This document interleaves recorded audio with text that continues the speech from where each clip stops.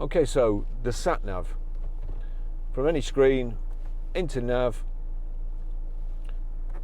See there, if you press it again, you've got the screen. Press again, nav, you've got destination input, and that's what we want. So OK, destination input, city and postcode, that's what we want.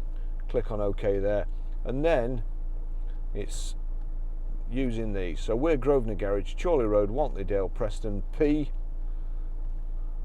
R. Now we need to go to numbers, which it's already defaulted to 5 4.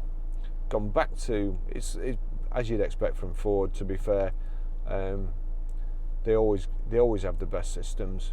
That's J S.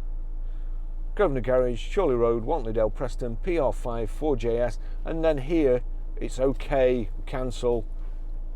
We'll go back to the keyboard, and we start at the bottom left, so click start. Eco, fast, short. Fast, I would think. So click OK for the fastest routes being calculated. Continue to follow the road. So that's it. Real easy, good system. You don't need a massive screen. You just need it to tell you where you're going, don't you? So it's ideal.